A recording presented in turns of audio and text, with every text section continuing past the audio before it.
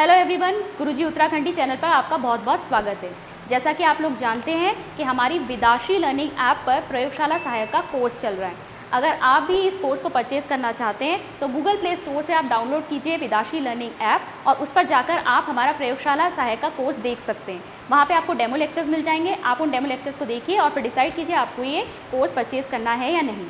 तो आज का जो हमारा टॉपिक है ये भी आपका प्रयोगशाला सहायक कोर्स का ही एक टॉपिक है। तो आज के लेक्चर में हम डिस्कस करेंगे एनवायरमेंटल केमिस्ट्री यानी पर्यावरणीय रसायन को। तो इसमें देखिए हमें पढ़ना किसके बारे में है, एनवायरमेंटल पोल्यूशन के बारे में पढ़ना है कि हमारे पर्यावरण में किस तरीके से प्रदूषण हो रहा है। तो है क्या पर्यावरण प्रदूषण? अनडिजायरेबल चेंजेस इन सराउंडिंग, हमारे आसपास के परिवेश में जो अवांछनीय परिवर्तन हो रहे हैं, ठीक है, जो हमारे लिए हार्मफुल है या हमारे इस धरती पर जितनी भी लाइफ है, ठीक है, एग्जिस्ट करी, चाहे वो एनिमल्स हो, प्लांट्स हो, उन सबके लिए बहुत हार्मफुल है, वही क्या है, एनवायरमेंटल पोल्यूशन। और पोल्यूटेंट हम किसे कहेंगे या प्रदूषक किसे कहेंगे? वो सब्सटेंसेस या वो पदार्थ जो इस प्रदूषण का कारण है उन्हें हम कहेंगे पोल्यूटेंट या प्रदूषक। तो देखिए एनवायरमेंटल पोल्यूशन में हमें सभी के बारे में पढ़ना है कि हमारे एटमॉस्फेयर में पोल्यूशन कैसे हो रहा है, वाटर बॉडीज में कैसे पोल्यूशन हो रहा है, सॉइल में कैसे पोल्यूशन हो रहा है। तो सबसे पहले स्टार्ट करते हैं एटमॉस्फेरिक पोल्यूशन से। एटमॉस्फेरिक पोल्यूशन या वायुमंडलीय प्रदूषण, हमारी धरती के ऊपर जो एटमॉस्फेयर है यानी एक गैसेस का आप कह सकते हैं पूरा ब्लैंकेट है, ये ऑलमोस्ट ये एक्सटेंड करता है वैसे 1600 किलोमीटर, ठीक है। लेकिन हमें यहाँ पर जिससे मतलब है वो है इसमें बहुत सारी लेयर्स हैं, बहुत सारी परतें हैं। जो पहली परत है आपकी वो है आपकी ट्रोपोस्फेयर, ठीक है, ट्रोपोस्फेयर जिसे आप शोभ मंडल कहते हैं। ये एक्सटेंड करती है धरती से 10 किलोमीटर ऊपर तक, ठीक है, 10 किलोमीटर ऊपर धरती की जो सतह है उससे 10 किलोमीटर ऊपर तक जो है क्या है आपका ट्रोपोस्फेयर। इस लेयर में, इस परत में आपके सारे जो वेदर चेंजेस होते हैं, जो वायु, जो एयर के मूवमेंट हो रहे हैं, बादल बन रहे हैं, वो सारी चीज़ें कहाँ होंगी? इस ट्रोपोस्फेयर के अंदर होती हैं। इसके ऊपर अगर 40 किलोमीटर और ऊपर चले जाएं, ठीक है, तो आप कह सकते हैं लगभग पृथ्वी की सतह से 50 किलोमीटर तक ये है आपकी स्ट्रेटोस्फेयर, ठीक है। यहाँ से ये वाला जो पोर्शन है स्ट्रेटोस्फेयर है, जिसे आप क्या कहते हैं? समताप मंडल। समताप मंडल में क्या है आपकी? ओजोन, ठीक है, बहुत ही इंपॉर्टेंट है ये हमारी प्लैनेट के लिए, हमारे ग्रह के लिए। ओजोन क्या करती है? सन से आने वाली जो हार्मफुल यूवी रेडिएशंस होती है उनको रोकती है, उनको वहीं पे अवशोषित कर लेती है ताकि वो धरती तक ना पहुँचे। तो देखिए ट्रोपोस्फेयर में हमारी जो मेन गैसेज हैं नाइट्रोजन, ऑक्सीजन, ये हम सब जानते हैं कि हमारे मुख्य अवयव हैं हमारे एटमॉस्फेयर के, जो भी गैसेज का ब्लैंकेट है हमारे चारों, और वाटर वेपर होता है उसमें, इसके अलावा और भी कई गैसें होती हैं। तो दो तरह के हम पोल्यूशन यहाँ पे पढ़ेंगे, ट्रोपोस्फेरिक पोल्यूशन, शोभ मंडल में किस तरीके से पोल्यूशन हो रहा है और वहाँ से हमें क्या हार्मफुल इफेक्ट्स या क्या हानिकारक प्रभाव देखने को मिल रहे हैं, और स्ट्रेटोस्फेयर में क्या आपको पोल्यूटेंट्स देखने को मिलेंगे। तो पहले बात करते हैं ट्रोपोस्फेरिक पोल्यूशन की, यानी शोभ मंडलीय प्रदूषण।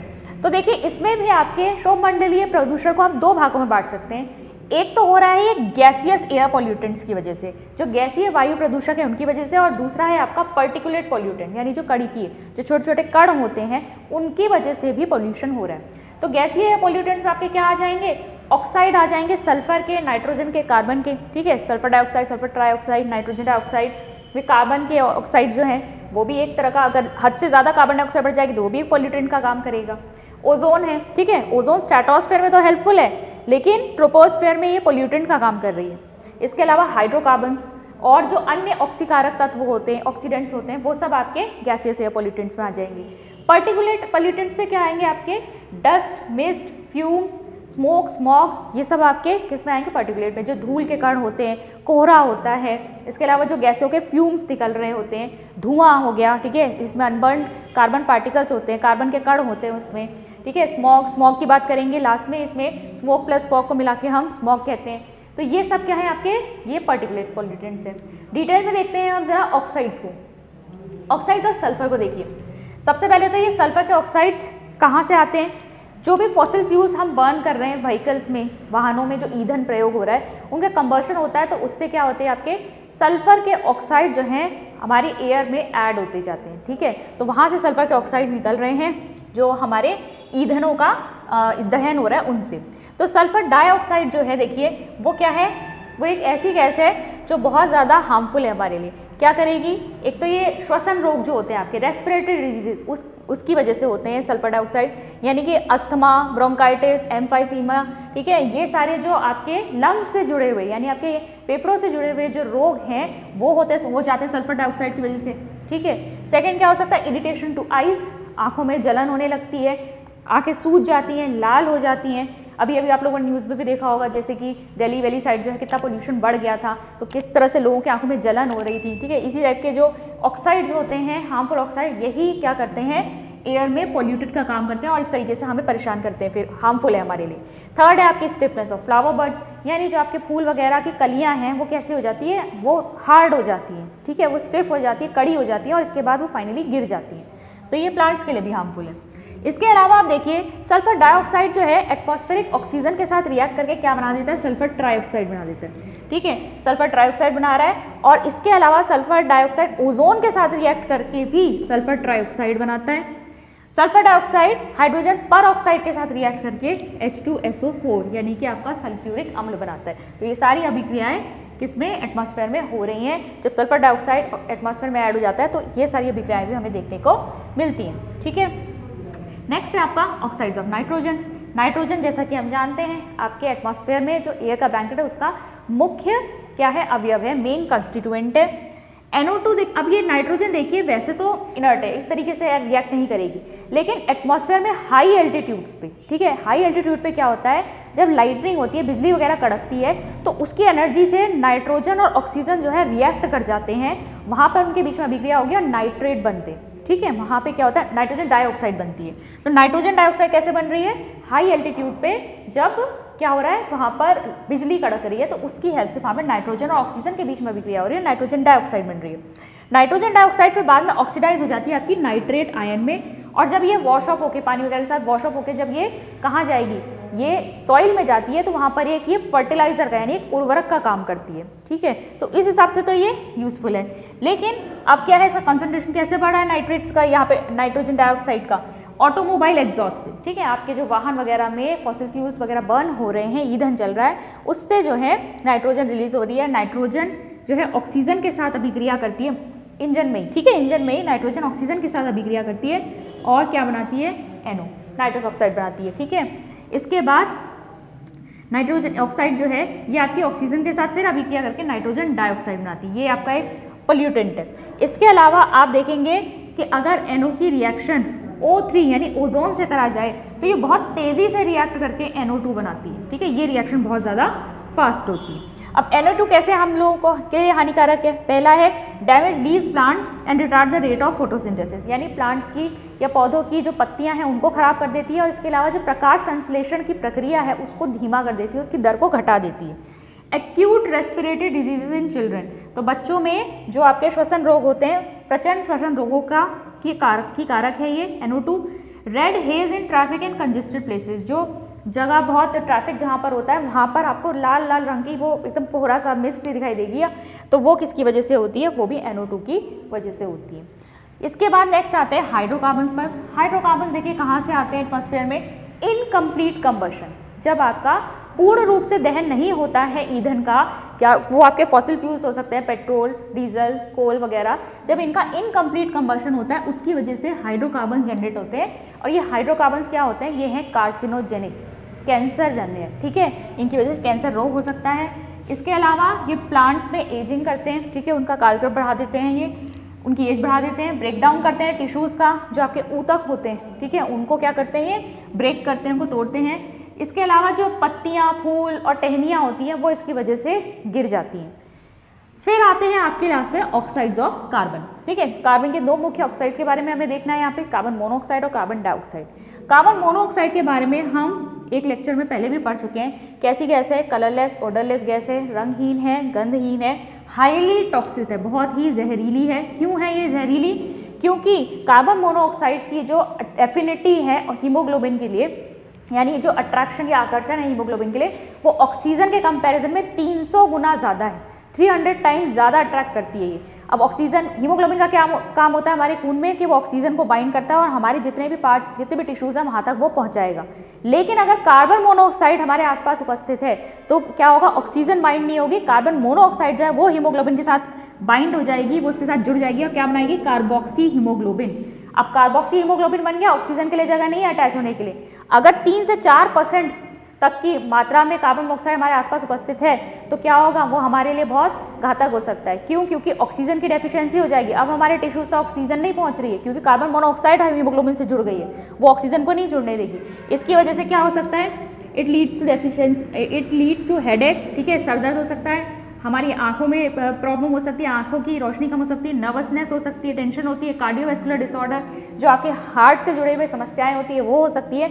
और इवन कि अगर ये ज़्यादा मात्रा में इनहेल कर ली गई तो ये डेथ भी हो सकती है इंसान की, ठीक है, क्योंकि ऑक्सीजन की डेफिशिएंसी हो जाती है, ऑक्सीजन की कमी होती है। किस तरीके से जनरेट होती है, बंद कमरे में, इसीलिए कहते हैं ना अंगीठी वगैरह नहीं जलानी चाहिए, क्योंकि वहाँ पे क्या हो रहा है, इनकम्प्लीट कंबशन हो रहा है। अगर बंद कमरे में अंगीठी चलाएंगे उससे कार्बन मोनोऑक्साइड गैस जो है वो निकलती है, वो इनहेल ज़्यादा कर ली तो उससे व्यक्ति की डेथ हो सकती है।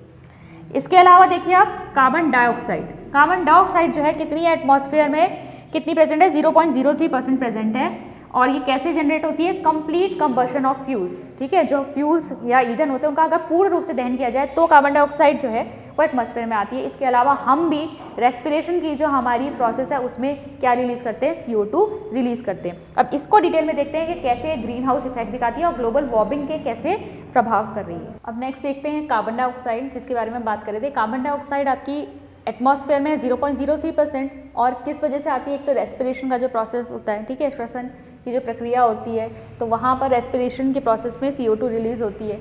बर्निंग ऑफ फॉसिल फ्यूल्स, ठीक है, आपके फॉसिल फ्यूल्स यानी जो आपके जो ईंधन है उनके दहन से आपकी CO2 रिलीज, कंप्लीट कंबशन से, ठीक है, पूरी तरह से अगर दहन हो जाएगा तो CO2 रिलीज होगी। लाइमस्टोन, सीमेंट वगैरह की इंडस्ट्री में लाइमस्टोन की हीटिंग की जाती है, जो आपका चूना पत्थर होता है उसमें भी कार्बन डाइऑक्साइड रिलीज होती है। थोड़े बहुत जो है वॉल्केनिक इरप्शन, जो ज्वालामुखी वगैरह फटते हैं उससे भी कार्बन डाइऑक्साइड एटमॉस्फेयर में ऐड हो जाती है। लेकिन हमारे जो प्लांट्स हैं, ठीक है, प्लांट्स क्या करते हैं, प्रकाश संश्लेषण की अभिक्रिया में वो कार्बन डाइऑक्साइड को अवशोषित कर लेते हैं, यानी कार्बन डाइऑक्साइड को एब्जॉर्ब कर लेंगे during the process of photosynthesis. तो इसलिए नेचर में कार्बन डाइऑक्साइड का जो बैलेंस है वो बना रहता था, ठीक है, बना रहता था, अभी नहीं। तो CO2 एक हमारे लिए ज़रूरी भी है क्योंकि ये क्या करती है, हमारी पृथ्वी पर लाइफ सस्टेन हो पा रही है, यहाँ पर लोग जीवित रह रहे हैं क्योंकि यहाँ पर जो तापमान है वो ठीक बना हुआ है।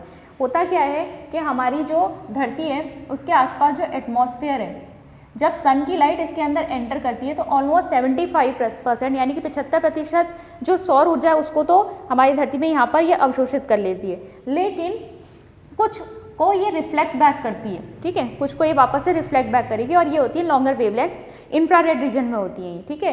अब इंफ्रारेड रीजन की जो वेवलेंथ्स है ये पूरी तरह से इसे क्रॉस नहीं कर पाती और जो गैसेज होती हैं, कुछ ऐसी गैसेज उन्हें हम कहते हैं ग्रीन हाउस गैस, ठीक है। ग्रीन हाउस गैसेज जो है इनको क्या करेंगी, कुछ परसेंट तो एब्जॉर्ब कर लेती हैं और हमारे जो धरती का जो टेम्परेचर है उसको एकदम वार्म बना के रखती हैं, ठीक है, उसे वार्म बना के रखेंगे। अगर ये नहीं होता तो सारी की सारी ये रिफ्लेक्ट बैक हो जाती। तो हमारा जो टेम्परेचर मेंटेन करने का काम है वो ग्रीन हाउस गैसेज करती हैं। इसे कहते हैं ग्रीन हाउस इफेक्ट या हरित गृह प्रभाव। जैसा कि आप लोगों ने अपने आसपास कहीं देखा होगा, जो पॉली हाउसेज वगैरह होते हैं जिसमें कांच का जो एक घर जैसा बना के उसके अंदर पौधे वगैरह उगाए जाते हैं और कांच का काम यही होता है कि जो सूरज से जो रोशनी आ रही है, जो ऊष्मा आ रही है वो अंदर तो जाती है लेकिन जब वो रिफ्लेक्ट बैक होती है तो उसको पूरी तरीके से कांच जाने नहीं देता और उसको गर्म बना के रखता है, एक उचित तापमान बना के रखता है पौधों के ग्रो करने के लिए।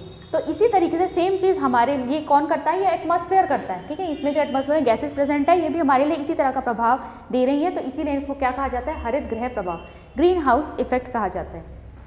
लेकिन अगर मान लीजिए कि ये जो ग्रीन हाउस गैसेज हैं इनका कंसंट्रेशन एटमॉस्फेयर में बढ़ जाए, ठीक है, अगर मान लीजिए ये ज़्यादा मात्रा में अगर आएंगे एटमॉस्फेयर में तो क्या होगा, ज़्यादा हीट रोकेगी। इससे क्या होगा, जो ओवरऑल धरती का टेम्परेचर है वो बढ़ने लग जाएगा, जितना हमें चाहिए, जितना हमारी ज़रूरत है उससे ज़्यादा बढ़ने लग जाएगा, ठीक है। तो ये देखिए हरित गृह प्रभाव हमने देख लिया। Atmosphere traps the sun's heat near the earth surface and keep it warm. तो अर्थ के सरफेस या सतह के पास ये क्या करता है, सूरज की गर्मी को एकदम रोक के रखता है जिससे कि हमारा जो धरती का तापमान है वो सही बना रहे। ग्रीन हाउस गैसेज आपकी कौन कौन सी हो जाएंगी, CO2 carbon dioxide, CH4 methane, ozone, CFCs chlorofluorocarbon, इनकी बात अभी ओजोन होल के टाइम पे करेंगे। वाटर वेपर भी आपके लिए ग्रीन हाउस गैस का काम करता है, ये भी थोड़ा बहुत इस प्रभाव में अपना एडिशन जो है योगदान देता है। N2O नाइट्रस ऑक्साइड, ये सब आपके ग्रीन हाउस गैसेज हैं। अगर इनका कंसंट्रेशन एटमॉस्फेयर में बढ़ जाएगा तो ओवरऑल धरती का औसत तापमान बढ़ जाएगा। इसी को क्या कहते हैं? ग्लोबल वार्मिंग, भूमंडलीय ताप वृद्धि, increase in the average global temperature. और अगर धरती का पूरा तापमान बढ़ता है, औसत तापमान में वृद्धि होती है, तो क्या होगा? जो ध्रुवों पर आइस कैप्स हैं, ठीक है, जो बर्फ जमी हुई है वो पिघल जाएगी। पिघल के कहाँ आएगी? वो समुद्र में आएगी, तो समुद्र का जल स्तर बढ़ जाएगा। इससे जो लो लाइंग एरियाज हैं, यानी निचले स्तरों पे, जो स्पेशली कोस्टल एरियाज हैं, जो कह सकते हैं आप, जो समुद्र के किनारे किनारे जो एरियाज है वो सब उसमें डूब जाएंगे, सबमर्ज हो जाएंगे। तो काफ़ी सारा एरिया लैंड का जो है वो फ्लडेड हो जाएगा, डूब सकता है। इसके अलावा जो इन्फेक्शियस डिजीजेज है, डेंगू, मलेरिया और भी जो डिजीजेज हैं, इन सब की जो अक्रेंस है वो बढ़ जाएगी, ज़्यादा हमें ये देखने को मिलेगी। तो ग्लोबल वार्मिंग को चेक करने की बहुत ज़्यादा ज़रूरत है, बहुत ध्यान देने की ज़रूरत है कि हम इसे किस तरीके से रोक सकते हैं। नेक्स्ट आते हैं आपके एसिड रेन पर, यानी अम्ल वर्षा। अब अम्ल वर्षा के लिए देखिए, सबसे पहले तो नॉर्मल रेन वाटर का जो पीएच होता है, जो एसिड रेन नहीं है, हम नॉर्मल रेन वाटर की बात करें, उसका पीएच होता है 5.6, ठीक है। वो किस लिए होता है? क्योंकि एटमॉस्फेयर में प्रेजेंट है कार्बन डाइऑक्साइड, और जब वाटर के साथ वो रिएक्ट करती है तो बनाती है H2CO3 which is your carbonic acid. Carbonic acid आपका आयनाइज होता है H positive and HCO3 negative में। तो ये जो H पॉजिटिव आयंस आई क्या कर रही है? ये इस वाटर को क्या बना रही है? एसिडिक, ठीक है। लेकिन कार्बोनिक एसिड एक वीक एसिड है, एक दुर्बल अम्ल है, तो बहुत ज़्यादा एसिडिक नहीं होती है रेन वाटर, जो नॉर्मल रेन वाटर की बात कर रहे हैं। अच्छा, लेकिन अगर क्या होगा? अगर इस रेन वाटर का पीएच जो है 5.6 से नीचे चला जाए तो ये कहलाएगी एसिड रेन, ठीक है। ये ध्यान में रखिएगा, बेसिक सा क्वेश्चन। एसिड रेन का पीएच कितना होता है? बिलो 5.6, ठीक है, बिलो 5.6। और ये कब हो सकता है? भाई हमने देखा कि हम इतना व्हीकुलर इमिशन, ईंधन वगैरह का इतना प्रयोग हो रहा है, उनका दहन हो रहा है, इनकम्प्लीट कंबशन हो रहा है, और जो थर्मल पावर प्लांट्स हैं आपके, जो बिजली वगैरह बनती है, वहाँ पर भी क्या किया जाता है? वहाँ लकड़ी जलाई जाती है, डिफॉरेस्टेशन हो रहा है। इन सब चीज़ों की वजह से क्या हो रहा है? SO2 और NO2, sulphur dioxide, nitrogen dioxide हमारे आसपास एटमॉस्फेयर में उपस्थित है। ये क्या करती है? ऑक्सीजन और वाटर की प्रेजेंस में अभिक्रिया करती है। क्या बनाएगा? ये सल्फ्यूरिक अम्ल बनाएगा, और नाइट्रोजन डाइऑक्साइड आपका नाइट्रिक अम्ल बनाएगा। ये जो अम्ल हैं ये रेन वाटर में मिलके इसको क्या बना देते हैं? अम्लीय बना देते हैं, ठीक है। तो यहाँ पर हम देख रहे थे ये एसिड तो वीक एसिड था, लेकिन ये क्या है? ये थोड़े प्रबल अम्ल है, ठीक है, स्ट्रॉन्ग एसिड्स हैं। तो ये आपके रेन वाटर को क्या कर देंगे? एसिडिक बना देंगे। हार्मफुल इफेक्ट्स क्या होते हैं अम्ल वर्षा के? तो ये देखिए, पहला है एग्रीकल्चर प्लांट और ट्रीज़ को नुकसान पहुंचता है, क्योंकि क्या होता है? ये अम्लीय वर्षा जब यहाँ सॉइल में गिरती है तो ये सॉइल में जो भी न्यूट्रिएंट्स होते हैं, ठीक है, जो भी ऐसे तत्व होते हैं जो पौधों के ग्रो करने के लिए बहुत ज़्यादा ज़रूरी है, वो सब इसके साथ बहकर चले जाते हैं, ठीक है। तो अम्लीय वर्षा जो है इसके लिए ख़राब होती है। रेस्पिरेटरी एलिमेंट्स हो जाते हैं, ह्यूमन बींग्स में भी होंगे, एनिमल्स में भी होंगे, श्वसन रोग हो जाते हैं। इफेक्ट्स टू एक्वेटिक लाइफ, यानी कि जो आपके जल में रहने वाले जीव हैं उनको परेशानी होती है, क्योंकि अम्लीय वर्षा बहकर कहाँ जा रही है? अल्टीमेटली जाएगी तो किसी तालाब, नदी या फिर किसी समुद्र में, तो वहाँ पर जो एक्वेटिक लाइफ है उसको परेशानी लगती है, क्योंकि पानी का पीएच भी चेंज होता है इसकी वजह से। फिर देखिए कोरोड्स वाटर पाइप्स, जिन वाटर पाइप्स के ऊपर ये गिरेगी, ठीक है, अम्लीय वर्षा, क्योंकि मेटल को अपने साथ क्या कर सकती है? घोल के ले जाती है ये, तो ये उनका संक्षारण कर देती है, कोरोड कर देती है उन्हें। फिर डैमेजेस बिल्डिंग मॉन्यूमेंट जो पुराने बने हुए हैं उनके ऊपर अम्लीय वर्षा जब पड़ती है तो उनको खराब कर देती है। जैसे कि एग्जाम्पल है आपका ताजमहल एसिड रेन की वजह से ही क्या हो रहा है? डीकलराइज होता जा रहा है, उसका रंग जो है खराब होता जा रहा है, उसकी लस्टर जो उसकी शाइन है वो भी जाती जा रही है। इसके लिए कई कदम उठाए गए हैं इसको बचाने के लिए। इसके अलावा देखिए जो आपके अमोनियम सॉल्ट्स होते हैं, ठीक है, उन्हें हम एरोसॉल्स भी कहेंगे, कि अमोनियम सॉल्ट्स होते हैं, रेन ड्रॉप के साथ क्या करेंगे? इनका डिपोजिशन हो जाता है। फिर देखिए SO2 NO2 वगैरह जो है ये आपके ईंधन में तो है ही, साथ ये गैसेस क्या करती है? डस्ट वगैरह के साथ मिलके ऊपर तक उड़ भी सकती है, और इसके बाद रेन ड्रॉप के साथ नीचे आके या तो वाटर बॉडी पर या फिर किसी धरती की सतह के ऊपर ये जम जाती है, इनका डिपोजिशन हो जाता है। तो जब अमोनियम सॉल्ट्स जो है रेन ड्रॉप के साथ मिल के क्या करेंगे? ये आपके डिपॉजिट हो जाते हैं किसी वाटर बॉडी में, तो ये होता है वेट डिपोजिशन, इसे कहते हैं नम विक्षेपण, ठीक है। और SO2 सल्फर डाइऑक्साइड जो है वो भी सॉलिड और लिक्विड सर्फेसिस के ऊपर जो है डायरेक्टली अवशोषित हो जाती है, सीधे अवशोषित हो जाती है और उस पर जम जाएगी, और इसे कहते हैं ड्राई डिपोजिशन, शुष्क निक्षेपण, ठीक है। नेक्स्ट आते हैं पर्टिकुलेट पॉल्यूटेंट्स, यानी कणिकीय प्रदूषकों पे। तो आपके पर्टिकुलर पॉल्यूटेंट्स है क्या? माइन्यूट सॉलिड पार्टिकल्स और ड्रॉपलेट्स इन एयर, ठीक है, छोटे छोटे आपके जो धूल वगैरह के या फिर और जो आपके रेन ड्रॉपलेट्स हैं वॉटर, इनके कण जो हैं जो हवा में निलंबित रहते हैं, ठीक है, क्या है आपके सस्पेंडेड रहते हैं, वो आपके क्या कहलाते हैं, पर्टिकुलेट पोल्यूटेंट्स। पर्टिकुलेट पोल्यूटेंट्स आपके दो तरह के हो सकते हैं, जीवित भी हो सकते हैं, अजीवित भी हो सकते हैं, वायबल या नॉन वायबल। जीवित में आपके कौन से आ जाएंगे, जो माइक्रो ऑर्गेनिजम्स है, ठीक है, सूक्ष्म जीवाणु जो होते हैं, बैक्टीरिया, फंजाई, कवक, शैवाल वगैरह जो होते हैं, ये आपके इसमें आ जाएंगे। और अजीवित में आ जाएंगे डस्ट, मिस्ट, फॉग वगैरह, ठीक है, नॉन लिविंग। इसके अलावा नेचर और साइज यानी प्रकृति और आकार के बेसिस पर, इसके आधार पर इन्हें हम चार भागों में बांट सकते हैं। पहला है आपका स्मोक यानी धुआं। धुआं क्या है आपका, ठोस या ठोस द्रव कणों का मिश्रण, क्या है, सॉलिड या सॉलिड लिक्विड जो आपके कण होते हैं या पार्टिकल्स होते हैं उनका मिक्सचर है। धूम्र या धुआं, सिगरेट का धुआं होता है, कोई चीज़ ईंधन वगैरह जलाया जा रहा है उससे जो धुआं निकलता है, ये सब इसके एग्जाम्पल हो जाएंगे, इसकी वजह से होता है। डस्ट या धूल क्या है, बारीक छोटे छोटे कण होते हैं, इनका जो व्यास होता है वो कितना होता है, यानी डायमीटर इनका 1 से लेकर 4 माइक्रोमीटर होता है, बहुत ही छोटा है, ठीक है, बहुत छोटे छोटे पार्टिकल्स होते हैं धूल के। फिर है मिस्ट यानी कोहरा। तो अगर हवा में जो आपके द्रव के कण हैं वो वाष्प के रूप में फैले हुए होते हैं तो उन्हें हम क्या कहते हैं, मिस्ट कहते हैं। इनका संघनन अगर हो जाए, एक साथ ये जम जाए, सर्दियों में बहुत ज़्यादा हो जाता है, जो हवा में सस्पेंडेड वाटर वेपर्स वगैरह होती हैं, द्रव होते हैं, वो सब एक साथ क्या हो जाते हैं, कंडेंस हो जाते हैं, इस वजह से कोहरा हो जाता है। और फ्यूम्स, फ्यूम्स आपकी कब आती हैं, ये भी एक तरह का धूम्र ही है, लेकिन फ्यूम्स किसी पर्टिकुलर केमिकल की होती है, जो रासायनिक अभिक्रियाएं की जाती हैं उसमें कभी कभी कोई गैस अगर उसमें से रिलीज हो रही है तो उसकी फ्यूम्स आने लगती हैं। तो बेसिकली रासायनिक अभिक्रियाओं में जब हम बॉइलिंग करते हैं, डिस्टिलेशन करते हैं, आसवन विधि वगैरह करते हैं, सब्लिमेशन करते हैं, जैसे आयोडीन को अगर आप सब्लाइम करिए तो उसकी फ्यूम्स आ रही हैं, ठीक है, जो पर्पल कलर का पूरा अगर हो जाता है वो फ्लास्क, तो वो क्या है, उसमें फ्यूम्स आ रही है, तो उन्हें हम कहते हैं फ्यूम्स।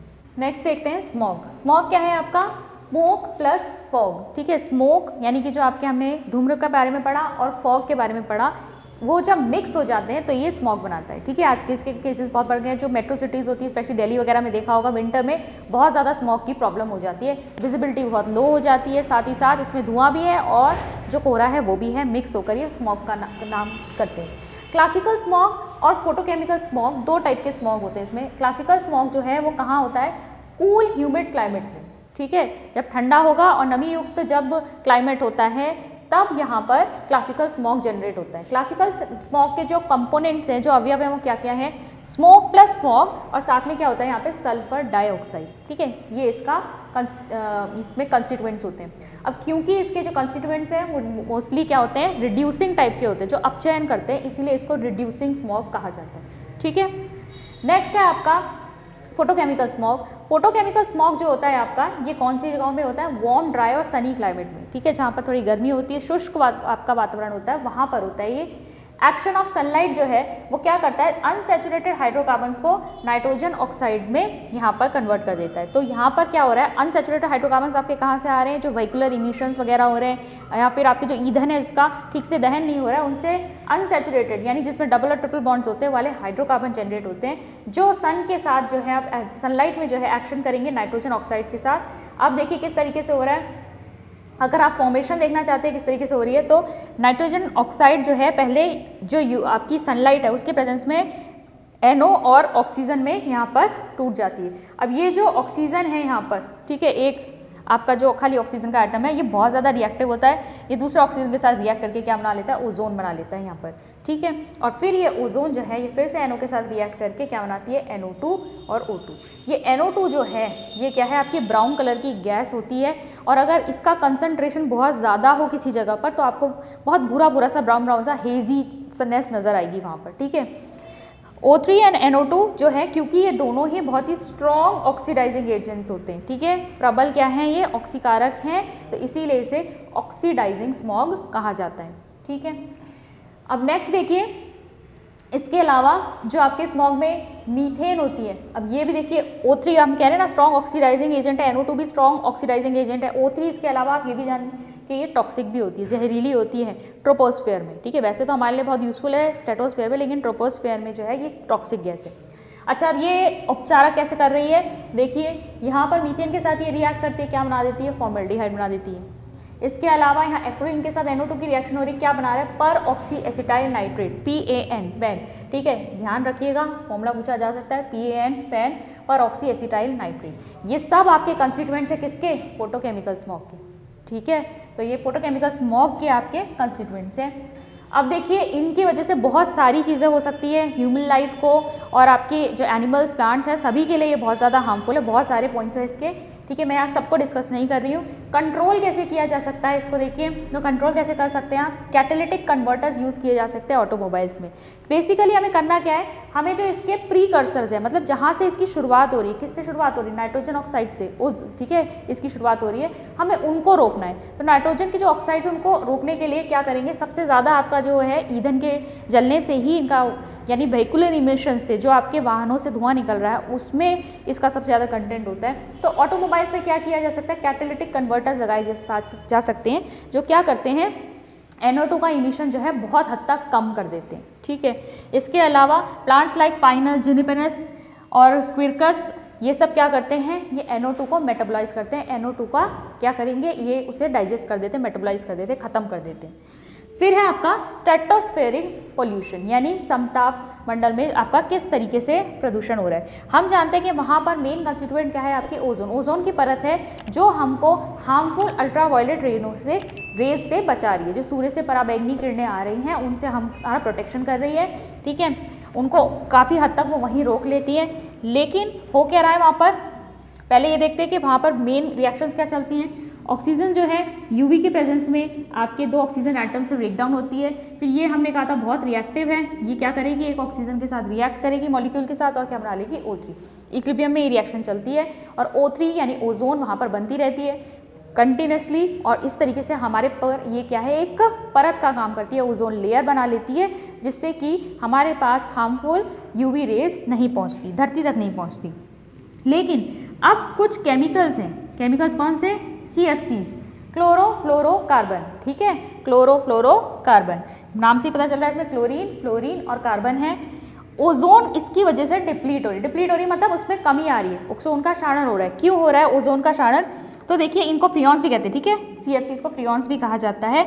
नॉन रिएक्टिव होते हैं, ये अक्रिय होते हैं, इनर्ट होते हैं धरती के पास, ठीक है, हम धरती के पास की बात कर रहे हैं। नॉन रिएक्टिव होते हैं, नॉन फ्लेमेबल होते हैं, जल नहीं सकते ये, नॉन टॉक्सिक होते हैं, जहरीले नहीं होते, ऑर्गेनिक मॉलिक्यूल्स हैं, क्योंकि कार्बन इसमें उपस्थित है इसीलिए इनका प्रयोग क्या किया जाता है, रेफ्रिजरेटर्स में किया जाता है, ठीक है। प्लास्टिक की भी कुछ चीज़ें इससे बनाई जाती हैं, एयर कंडीशंस में इसका यूज़ होता है, ठीक है, कंप्यूटर को साफ़ करने के लिए जो उपकरण होते हैं उनमें इसका इस्तेमाल होता है। तो क्लोरोफ्लोरोकार्बन्स हम बहुत यूज़ करते हैं, लेकिन ये क्लोरोफ्लोरोकार्बन्स क्या है, ट्रोपोस्फेयर में हम देख रहे हैं कि इनर्ट है, सब नॉन इन्फ्लेमेबल है, तो ये ठीक से डिकम्पोज नहीं होते, ठीक है। जब आपने ये चीज़ फेंक दी तो क्लोरोफ्लोरोकार्बन्स क्या हैं, ये कहाँ पहुँच जाएंगे, ये इतने स्टेबल कंपाउंड्स हैं कि यहाँ पर तो इनका डिकम्पोजिशन होता नहीं है और ये अपने एयर के साथ स्ट्रेटोस्फेयर तक पहुँच सकते हैं।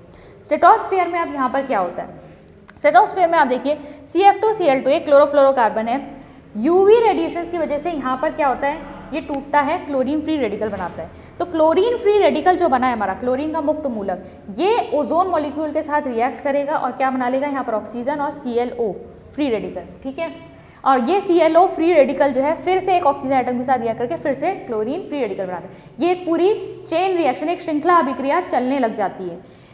ओजोन होल देखिए, ओजोन होल 1980 में साइंटिस्ट यानी कुछ वैज्ञानिकों ने जो साउथ पोल पे है अंटार्कटिका, वहाँ पर डिस्कवर किया था कि यहाँ पर ओजोन की जो लेयर है वो बहुत कम होती जा रही है और इसी को उन्होंने ओजोन होल का नाम दिया कि यहाँ से आसानी से जो है जो पराबैंगनी किरणें हैं वो अंदर आ सकती हैं, ठीक है, ओजोन छिद्र कहते हैं इसे हिंदी में। अब इसके नेचर को देखिए, समर और विंटर में अलग अलग तरीके से दिखाई देगा। समर में क्या होता है, समर में जो आपका ClO फ्री रेडिकल है वो नाइट्रोजन डाइऑक्साइड के साथ रिएक्ट करके आपका ClO कंपाउंड बनाता है, और साथ ही साथ ये Cl फ्री रेडिकल आपका मीथेन के साथ भी क्या कर सकता है, रिएक्ट करके HCl बनाता है और यहाँ मिथाइल फ्री रेडिकल बनाता है। अब दोनों ही रिएक्शंस पे आप देखेंगे जो क्लोरीन का फ्री रेडिकल था वो यूज अप हो गया, अब क्लोरीन का फ्री रेडिकल यहाँ मौजूद नहीं है, इसीलिए इसको क्या कहते हैं, क्लोरीन सिंक, ठीक है, क्लोरीन सिंक।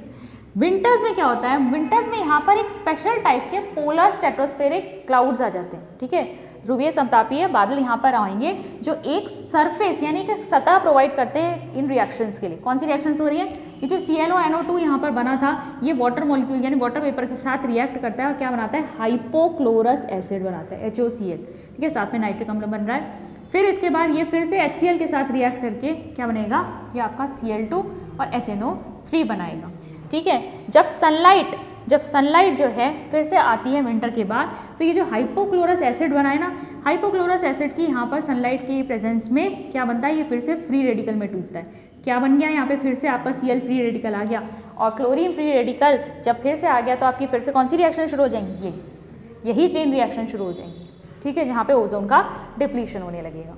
अब देखते हैं ओजोन लेयर जो डिप्लीट हो रही है उसके क्या प्रभाव पड़ते हैं, यानी जो ओजोन परत का क्षय हो रहा है उससे क्या क्या दुष्प्रभाव हमारे पर पड़ सकते हैं। तो एजिंग ऑफ स्किन हो जाती है, उससे यानी त्वचा का जीर्णन होता है, कैटरैक्ट यानी मोतियाबिंद जैसी बीमारी हो सकती है, त्वचा कैंसर हो सकता है, killing of many phytoplanktons, phytoplanktons होते हैं जो आपके पानी के ऊपर जो ऊपर की ओर तैरते हैं, उन्हें फाइटोप्लैंक्टन्स कहते हैं, ठीक है, प्लांट्स हैं, प्लांट्स लेकिन पानी के सरफेस पे जो रहते हैं। तो पादप प्लवकों की मृत्यु हो सकती है, फिश प्रोडक्टिविटी यानी जो मत्स्य उत्पादन होता है उसको क्षति पहुंचती है, मॉइस्चर जो है सॉइल में से डिक्रीज हो जाता है। दरअसल होता क्या है, इसमें प्लांट्स जो हैं उनमें से इवेपोरेशन ज़्यादा होगा, ज़्यादा वाष्पीकरण होगा, उसके जो स्टोमेटा होते हैं उसमें से ज़्यादा वाटर जो है निकलेगा, तो अल्टीमेटली क्या होगा, जो मिट्टी का नमी है वो कम होने लगेगी, तो मिट्टी की नमी कम हो जाती है। UV radiation damage paints and fibre, जो पराबैंगनी विकिरणें जब अब अंदर आ रही हैं, जैसे जैसे ओजोन लेयर डिप्लीट होती जाएगी तो अब यूवी रेडिएशन अंदर आएंगे अर्थ के, तो यहाँ पर अर्थ के एटमॉस्फेयर के अंदर आएंगी, तो यहाँ पर जो रंग और रेशे यानी कि जो पेंट्स और फाइबर्स होते हैं उनको भी यहाँ पे नुकसान पहुँचता है और धीरे धीरे कलर्स फेड होने लगते हैं। नेक्स्ट हम आते हैं वाटर पॉल्यूशन पर, यानी जल प्रदूषण पर। अब देखिए जल प्रदूषण जो है आपका बेसिकली दो मेन यहाँ पे सोर्सेज हो सकते हैं, एक तो वो बोलते हैं आपने पॉइंट सोर्स, दूसरा होता है non point source. Point source या बिंदु स्रोत क्या हुआ, जहां पर हम इजीली आइडेंटिफाई कर सकते हैं, पहचान सकते हैं कि हाँ यहाँ पर जल प्रदूषण हो रहा है, जैसे कि जो म्यूनिसिपैलिटी के नालों का पानी है जहाँ से वो जा रहा है नदी में खुल रहा है, जहाँ वो हमें पता है, हमें साफ साफ दिखाई दे रहा है कि यहाँ से जल प्रदूषण हो रहा है, वो हो गया आपका पॉइंट सोर्स, ठीक है।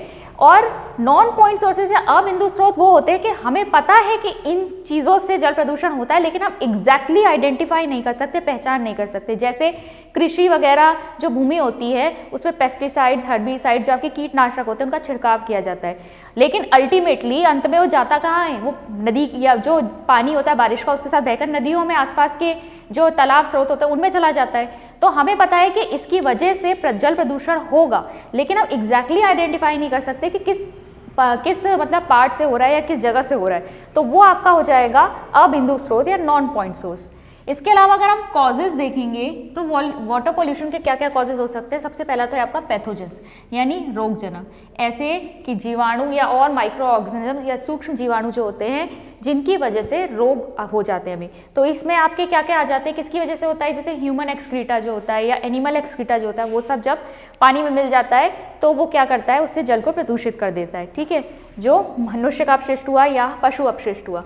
और इसमें कौन कौन से बेसिकली आपके बैक्टीरिया जो होते हैं जो ह्यूमन एक्सक्रीटा में भी मिलते हैं, ई कोलाई, एस्केरिया कोलाई और स्ट्रेप्टोकोकस फेकैलिस, ठीक है, ये आपके क्या हैं, दो टाइप के बैक्टीरिया हैं जो बहुत ज़्यादा मात्रा में ह्यूमन एक्सक्रीटा में होते हैं, पानी के साथ मिलकर ये क्या करते हैं, बहुत सारे रोग हमें दे सकते हैं। ऑर्गेनिक वेस्ट, फिर कार्बनिक अपशिष्ट की बात करेंगे तो इसमें क्या क्या आ जाएंगे आपके, जो लीव्स, ग्रास, थ्रैश यानी कि पत्ते और जो घास और जो इसके अलावा अन्न कूड़ा करकट होता है वो सब जब पानी में चला जाता है तो वो भी क्या करता है, उसको पानी को प्रदूषित कर देता है। इसके अलावा पादप प्लवकों की यानी फाइटोप्लैंक्टन्स की अधिक बढ़ोतरी यानी जब ज़्यादा हो जाती है ये, तो ये भी क्या है, एक तरह का पोल्यूशन का काम करता है, इसको आगे देखेंगे। अब देखिए कैसे प्रदूषण का काम कर रहा है ऑर्गेनिक वेस्ट, ये जो लीव्स, ग्रास वगैरह जाती है ये ऑर्गेनिक वेस्ट है। अब ये क्या है, बायोडिग्रेडेबल तो है, मतलब इसका खुद से अपघटन हो जाएगा। कैसे अपघटन होगा, जो जीवाणु होते हैं, जो बैक्टीरिया होते हैं, दो टाइप के बैक्टीरिया होते हैं, एरोबिक बैक्टीरिया यानी वायु जीवाणु और एनारोबिक बैक्टीरिया यानी कि आपके अवायु जीवाणु। तो क्या करते हैं, एरोबिक बैक्टीरिया को क्या चाहिए, ऑक्सीजन चाहिए, ठीक है, वो इस ऑर्गेनिक मैटर को डिकम्पोज करेगा, इसका विघटन करेगा, लेकिन उसके लिए उसे चाहिए ऑक्सीजन। वो ऑक्सीजन कहाँ से लेगा, वाटर से लेगा। तो अगर ऑर्गेनिक वेस्ट जो है या कार्बनिक जो आपका अपशिष्ट है वो जब पानी में बढ़ेगा तो उससे क्या होगा, उससे ज़्यादा बैक्टीरिया उसके ऊपर एक्ट करेंगे, उसे विघटित करेंगे और उससे ज़्यादा ऑक्सीजन जो है पानी में से वो यूज़ करते जाएंगे। तो पानी में अपना जो डिजॉल्व, जो घुली हुई ऑक्सीजन है वो कम हो जाएगी, जिसकी वजह से किससे हानि पहुंचेगी, जो एक्वेटिक लाइफ है, ऑलरेडी जो पानी में जीव जंतु रह रहे हैं उनको बहुत ज़्यादा परेशानी हो जाती है। अगर आप देखें तो जो ऑक्सीजन वाटर में डिजॉल्व होती है वो होती है लगभग 10 ppm, ठीक है, ppm पार्ट्स पर मिलियन। और अगर हम एयर में बात करें ऑक्सीजन कितनी होती है, तो होती है 2 लाख पार्ट्स पर मिलियन। ऑलरेडी आप देखेंगे कि पानी में जो घुली हुई ऑक्सीजन है वो कम है, ठीक है। अगर बिलो 6 ppm चला जाए ये, तो इससे क्या होता है, फिशेस की ग्रोथ रुक जाती है। जो मछलियाँ होती है वो ठीक से ग्रो नहीं कर पाती, उनमें वृद्धि नहीं हो पाती। क्यों? जब 6 ppm से ज़्यादा कम हो जाएगी ऑक्सीजन।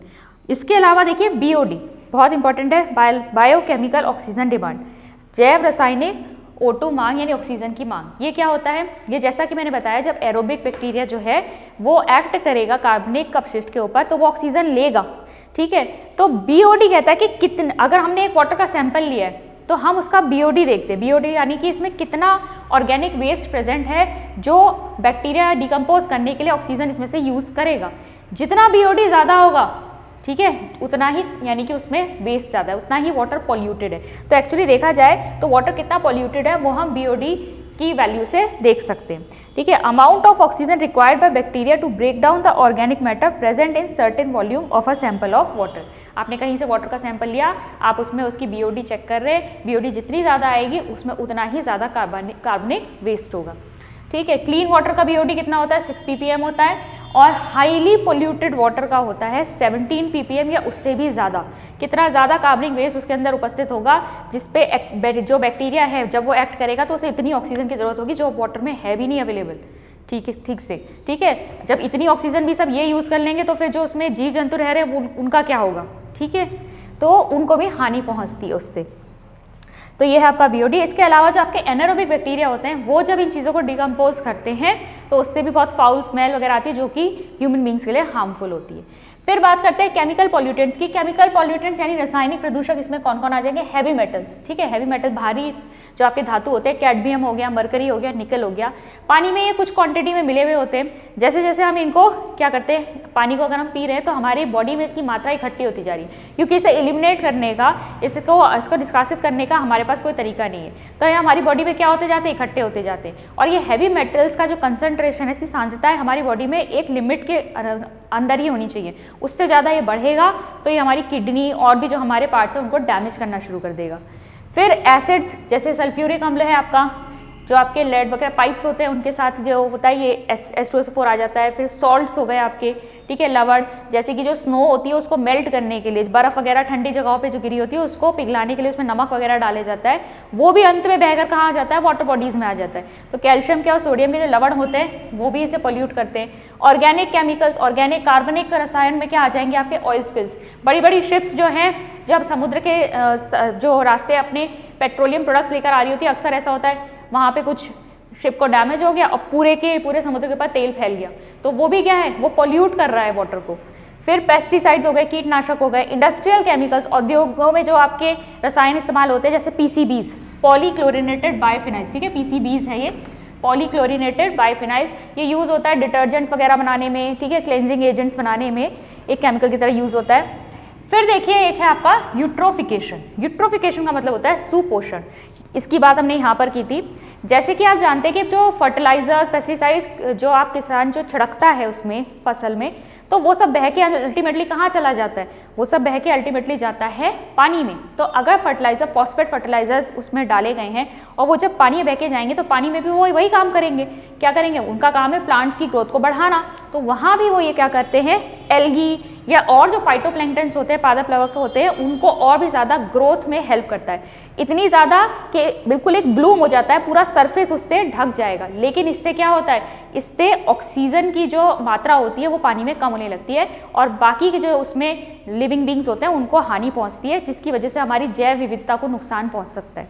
ठीक है, तो यूट्रोफिकेशन यानी सुपोषण। न्यूट्रिएंट इनरिच्ड, ठीक है, nutrient enriched water body support a dense plant growth. तो इसमें न्यूट्रिएंट्स पहुंच रहे हैं फर्टिलाइजर्स के थ्रू, उर्वरकों के वजह से, और वो क्या कर रहे हैं? बहुत ज़्यादा इसमें फाइटोप्लैंक्टन्स की ग्रोथ में हेल्प कर रहे हैं। नेक्स्ट देखते हैं international standards for drinking water, यानी जो पेयजल होता है उसके लिए आपके अंतर्राष्ट्रीय मानक क्या है। तो पेयजल में क्या क्या मिला हुआ होना चाहिए? जैसे उसमें फ्लोराइड होना चाहिए। ठीक है, तो अक्सर जो है जो पीने वाला पानी है उसमें फ्लोराइड का मात्रा जो है, सॉल्यूबल फ्लोराइड जो घुलनशील मिलाया जाता है, जिससे कि उसका जो मात्रा है 1 ppm तक लाई जा सके। 1 ppm लिख सकते हैं, 1 मिलीग्राम पर डेसीमीटर क्यूब लिख सकते हैं। फ्लोराइड ज़रूरी होता है हमारे लिए, हमारे दांतों के लिए स्पेशली। हमारे दांतों की जो इनामल होती है, सबसे बाहर वाली परत, वो देखिए ये हाइड्रोक्सी एप्टाइट होती है, लेकिन अगर हम फ्लोराइड युक्त पानी पीते हैं तो उससे वो किस में कन्वर्ट हो जाती है? फ्लोरा एप्टाइट में कन्वर्ट हो जाती है, जो कि ज़्यादा हार्ड होता है। ठीक है। लेकिन ये ज़्यादा भी नहीं होना चाहिए, अगर 2 ppm तक इसकी कंसंट्रेशन पहुंच जाए तो इससे दांतों की ब्राउन मॉटलिंग होने लगती है, ठीक है, कुरकुरापन आने लगता है भूरे रंग का। और साथ ही साथ देखिए फ्लोराइड का जो कंसंट्रेशन है, यानी कि क्या रखना है, एप्ट रखना है। ये हम और ज़्यादा हो जाएगा, 10 ppm तक पहुँच जाएगा तो बोन्स के लिए लेकिन हानिकारक हो सकता है, ठीक है, बोन्स के लिए हानिकारक हो जाता है। बाकी इसकी एक कंसंट्रेशन प्रॉपर होनी चाहिए। लेड की बात करें तो 50 पार्ट्स पर बिलियन है, ठीक है, ppb है, पार्ट्स पर बिलियन, इससे अधिक नहीं होनी चाहिए, मैक्सिमम लिमिट है, ठीक है, सबसे ऊपर की लिमिट है ये।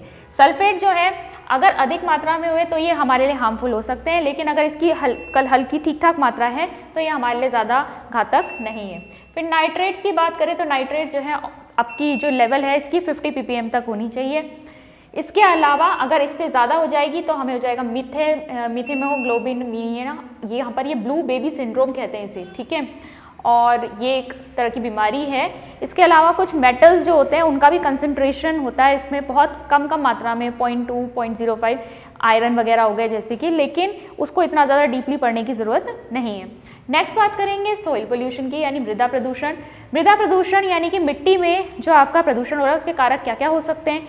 हम सब जानते हैं जैसे कि कृषि के दौरान जो वहाँ पर हर्बिसाइड्स, पेस्टिसाइड, इंसेक्टिसाइड छिड़के जाते हैं वो क्या करते हैं, अगर ज़्यादा मात्रा में छिड़के जाएँ तो वो केमिकल्स हैं तो वो रसायन, तो वो क्या करते हैं, मिट्टी को खराब कर देते हैं, उसको वे प्रदूषित कर देते हैं उसे। तो पेस्टिसाइड यानी कीटनाशी जो होते हैं आपके, जैसे कि वर्ल्ड वॉर 2 से पहले इसका प्रयोग नहीं होता था, लेकिन वर्ल्ड वॉर 2 में ये देखा गया कि DDT जो है मलेरिया के अगेंस्ट बहुत कारगर है, ठीक है, मलेरिया की बीमारी इससे दूर की जा सकती है, मच्छरों पे बहुत कारगर है। तो DDT का बहुत अधिक मात्रा में प्रयोग होने लगा, सिर्फ मच्छरों पर ही नहीं, मतलब मलेरिया के अगेंस्ट ही नहीं, और भी जो आपके इंसेक्ट बॉर्न डिजीजेज होती हैं, ठीक है, जो कीट वगैरह से जो डिजीजेज होती हैं उनके अगेंस्ट ये काफ़ी कारगर था।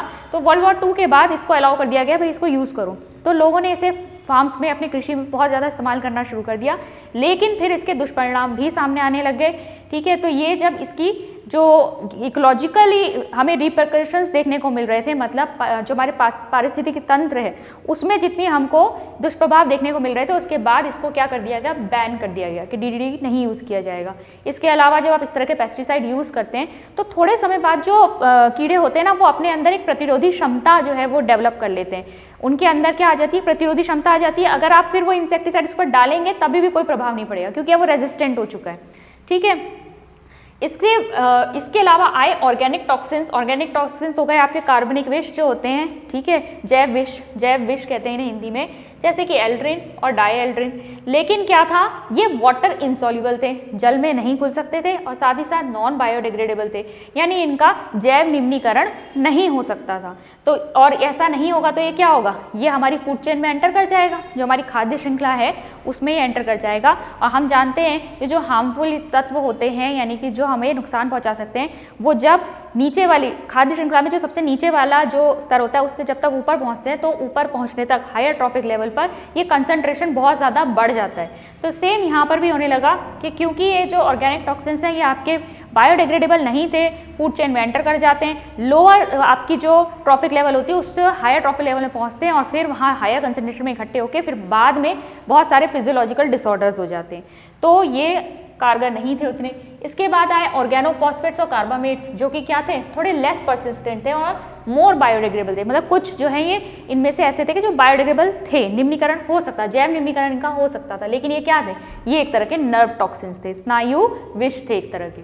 हर्बिसाइड्स की अब बात करें, अब जो है ध्यान फिर किस पर गया कि भाई ये सब जो है बहुत ज़्यादा हमारे लिए हार्मफुल है, तो एक काम करते हैं हर्बिसाइड्स पर जाते हैं, यानी शाकनाशी जो होते हैं। तो आपके जो हर्बिसाइड्स होते हैं जैसे कि सोडियम क्लोरेट हो गया, फिर सोडियम आर्सेनेट हो गया। हालांकि ये काफ़ी हद तक सही है, लेकिन फिर भी आजकल जोर किस पे दिया जाता है, ऑर्गेनिक फार्मिंग पे दिया जाता है, क्योंकि कहीं ना कहीं जब केमिकल्स आते हैं तो हमारे लिए हार्मफुल होंगे ही होंगे, ठीक है ना। तो बहुत ध्यान देने की ज़रूरत है कि हम अपने आप को स्विच करें, ये जो केमिकल बेस्ड फार्मिंग है उससे अपने आप को ऑर्गेनिक फार्मिंग पर शिफ्ट करें। इसके अलावा सॉइल पोल्यूशन के और कारण हो सकते हैं आपके इंडस्ट्रियल वेस्ट, ठीक है, औद्योगिक अपशिष्ट। जो इंडस्ट्रीज और उद्योग आपके चलते हैं, बहुत सारी टाइप की इंडस्ट्रीज है जहाँ पे फर्टिलाइजर्स बनते हैं, पेस्टिसाइड्स बनते हैं, और भी आपके प्लास्टिक वगैरह जो बनते हैं, मेटलर्जी यहाँ पर होती है जहाँ पर मेटल को अलग किया जाता है, धातु को अलग किया जाता है उसके अयस्क से, वहाँ पर भी बहुत सारा वेस्ट जनरेट होता है, पॉइजनस और टॉक्सिक वेस्ट होता है ये, ठीक है। या तो उसको पानी में डाल दिया जाता है, जल प्रदूषण का भी कारण है, या फिर उसको क्या ऐसे ही छोड़ दिया जाता है। अगर प्रॉपरली आप उसको क्या करेंगे, उसका विघटन नहीं करेंगे, उसको डिकम्पोज नहीं कराएंगे, तो फिर क्या होगा, वो हमारे आसपास के जो सराउंडिंग है उसको पोल्यूट करेगा ही करेगा। तो इंडस्ट्रियल वेस्ट भी एक बहुत बड़ा कारण है सॉइल पोल्यूशन का। हालांकि अब इनोवेशंस होने लगे हैं, नए नए प्रयोग आने लगे हैं, जिसमें क्या किया जा रहा है, वेस्ट मैनेजमेंट के बारे में सोचा जा रहा है कि ये जो वेस्ट हमारा फैक्ट्रीज और उद्योगों से जनरेट हो रहा है, हम कैसे इसको दोबारा से इस्तेमाल कर सकते हैं। जैसे कि एक एग्जाम्पल है कि जो आपकी स्टील इंडस्ट्री, उसमें से जो फ्लाई ऐश और स्लैग निकलता है, अब उसका प्रयोग सीमेंट इंडस्ट्री में होने लगा है। ठीक है, उसको क्या कर देते हैं, ये उसका वेस्ट है लेकिन इसको आप सीमेंट इंडस्ट्री में भेज देते हैं। फिर दूसरा आपका है जो टॉक्सिक वेस्ट होता है, जहरीला, ठीक है, जहरीला जो आपका अपशिष्ट है उसको क्या करेंगे, इंसिनरेशन, यानी उसका भस्मीकरण, कंट्रोल्ड वे में उसको क्या किया जाता है, इंसिनरेट किया जाता है। ठीक है, इसके अलावा भी और भी टाइप का जो वेस्ट जनरेट होता है उसको प्रॉपरली क्या डिस्पोज ऑफ करना बहुत जरूरी है। न्यूक्लियर वेस्ट होता है, आपकी न्यूक्लियर अगर इंडस्ट्रीज होती है उसमें से जो न्यूक्लियर वेस्ट निकलता है रेडियो एक्टिव होता है, उसको तो बहुत ज़रूरी है कि मिट्टी में ढंग से आप उसे डिस्पोज ऑफ करें। ठीक है, तो आपके जो नए आपके मेथड्स होंगे कि वेस्ट मैनेजमेंट होना चाहिए, साथ ही साथ सेग्रीगेशन होना चाहिए। भाई जो आजकल डोर टू डोर फैसिलिटीज़ चली हैं और उसके बाद जो हर टाइप का कूड़ा है, जो बायोडिग्रेडेबल वेस्ट है वो एक तरफ करना है, जो नॉन बायोडिग्रेडेबल है वो एक तरफ करना है, वो सेग्रीगेशन होना चाहिए, तभी उसको प्रॉपरली डिस्पोज ऑफ किया जा सकता है। अब नेक्स्ट आते हैं हम ग्रीन केमिस्ट्री पर। ग्रीन केमिस्ट्री यानी हरित रसायन। हरित रसायन है क्या, रसायन तथा अन्य विज्ञानों के ज्ञान व सिद्धांतों जिससे पर्यावरण के दुष्प्रभावों को कम किया जा सके। मतलब जो दुनिया भर के वैज्ञानिक हैं वो ये सोच रहे हैं कि किस तरीके से हम अपनी अभी की जो नॉलेज है, ठीक है, उसको इस्तेमाल करके किस तरीके से हम एनवायरनमेंट को सेव करें। ऐसे ऐसे हम प्रोसेसेस हम यूज़ करें जहाँ पर कम से कम वेस्ट जनरेट हो, और जहाँ पर अगर वेस्ट जनरेट हो भी रहा है तो किस तरीके से उसको यूटिलाइज किया जा सके। ठीक है, जैसे इसमें एग्जाम्पल देखिए, निर्जल धुलाई, ड्राई क्लीनिंग जब की जाती थी क्लोथ्स की तो पहले यूज़ किया जाता है टेट्राक्लोरोइथीन। ठीक है, क्लोरीनेटेड कार्बन कंपाउंड है, हार्मफुल है, इसे पाया गया कि क्या है, कार्सिनोजेनिक है, यानी कैंसर जन्य है। ठीक है, इसके जगह पर क्या आया बाद में, liquid CO2 with detergent. Carbon dioxide द्रवित लेकर उसे एक डिटर्जेंट यानी अपमार्जक के साथ प्रयोग किया जाता है शुष्क या फिर निर्जल धुलाई के लिए। इसके अलावा H2O2 जो होता है, हाइड्रोजन पर ऑक्साइड, उसे क्लोथ की ब्लीचिंग के लिए विरंजन के तरह यूज़ किया जाता है। ऐसे ही अगर आप पेपर की ब्लीचिंग की बात करेंगे, यानी पेपर का के लिए जो विरंजक इस्तेमाल किया जाता है, पहले Cl2 गैस यूज़ की जाती थी, ये भी क्या है, हार्मफुल है। अब उसकी जगह क्या आ गया है, H2O2 with suitable catalyst, hydrogen पर ऑक्साइड एक सही और उपयुक्त उत्प्रेरक के साथ। इसके अलावा सिंथेसिस, यानी जो आपके सिंथेसिस की बात करें, कोई जो हम केमिकल सिंथेसाइज करते हैं उसके लिए भी साइंटिस्ट बहुत सोच रहे हैं कि किस तरीके से बाय प्रोडक्ट जो आपका उप उत्पाद बनता है उसको कैसे कम किया जा सके, या वो जो उप उत्पाद बन रहा है उसको हम किसी और प्रयोग में ला सके। बेसिकली आप ऐसा मेथड यूज़ करें जहाँ पर आपका रिएक्टेंट ऑलमोस्ट 100% पूरा का पूरा प्रोडक्ट में कन्वर्ट हो जाए, वेस्ट कम से कम जनरेट हो। साथ ही साथ सॉल्वेंट्स भी कैसे यूज़ किए जा रहे हैं, वाटर को एज अ सॉल्वेंट यूज़ करें, बजाय हम किसे सॉल्वेंट यूज़ करेंगे, आपके ऑर्गेनिक सॉल्वेंट जो होते हैं कार्बन टेट्राक्लोराइड, बेंजीन वगैरह, ये भी ऐसे वेस्ट ही फिर काम करेंगे। ठीक है, इनको इनकी जगह पर अगर हम वाटर ले आए तो वो कम हार्मफुल होंगे। तो यहाँ पर देखिए एक यहाँ पर एग्जाम्पल है, जब हम इथीन से क्या कर रहे हैं, इथेनॉल बना रहे हैं, तो इथीन का ऑक्सीडेशन कर रहे हैं, एक उत्प्रेरक हम यूज़ कर रहे हैं, कोई भी कैटलिस्ट हो सकता है, और साथ में हम सॉल्वेंट क्या ले रहे हैं, वाटर। वाटर में हम इसका ऑक्सीडेशन करवा रहे हैं और हमें क्या मिल रहा है, 90% इथेनॉल मिल रहा है। ठीक है, 90% हमें इथेनॉल मिल रहा है, जो कि क्या है, काफ़ी ज़्यादा है। इससे क्या होगा, वेस्ट कम से कम जनरेट होगा। तो ये है आपके ग्रीन केमिस्ट्री के यूजेस।